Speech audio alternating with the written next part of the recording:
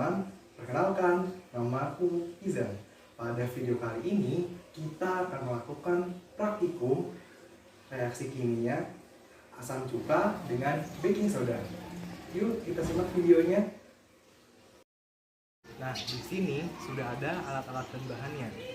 Yang pertama ada cuka. Yang kedua ada soda kue atau baking soda. Jadi soda kue atau baking soda itu sama aja ya teman-teman. Yang ketiga ada botol beling. Yang keempat ada balon. Yang kelima ada corong yang terbuat dari botol plastik. Yang keenam ada sendok. Nah, langkah pertama, tuangkan cuka sekitar 20 ml seperti ini ya teman-teman. Yang kedua, rekatkan balon kepada corong.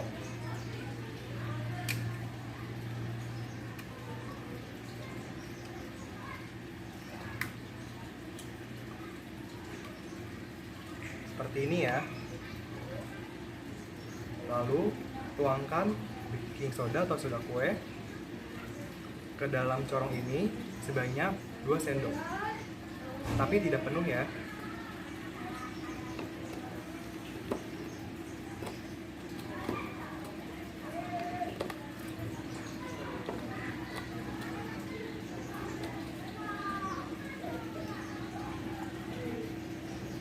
Satu,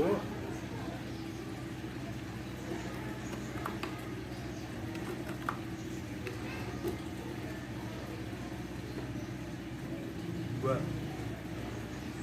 Lalu langkah selanjutnya kita tuangkan baking soda ini ke dalam botol.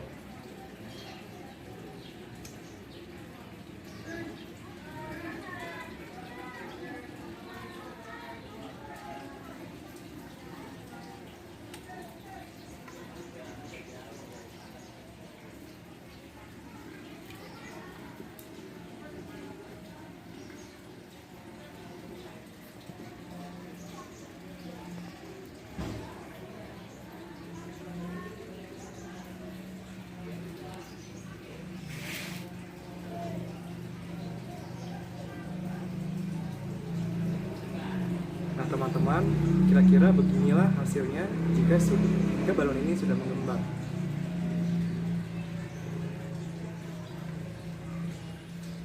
Bagian bawah botol terasa dingin atau sejuk ya.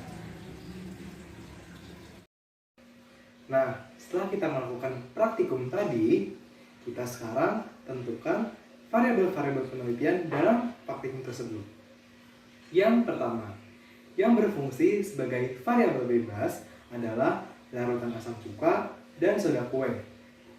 Yang kedua, yang berfungsi sebagai variabel terikat adalah ukuran mengembangnya balon.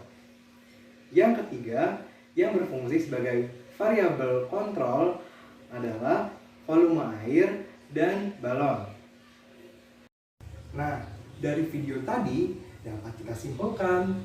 Yang pertama, campuran antara asam cuka dan baking soda menghasilkan gelembung-gelembung gas. Gelembung-gelembung gas tersebut biasa kita sebut dengan gas karbon dioksida. Campuran antara asam cuka dengan baking soda dapat ditulis dengan persamaan NaCl3 untuk baking soda atau yang biasa kita sebut dengan natrium bikarbonat dan CH3COOH atau asam asetat menghasilkan CH3COONA atau natrium asetat dan H2O atau air dan CO2 atau karbon dioksida. Yang kedua, cuka itu sifatnya asam, sedangkan baking soda sifatnya basa. Tapi jika keduanya dicampurkan, tingkat keasaman atau pH-nya menjadi netral.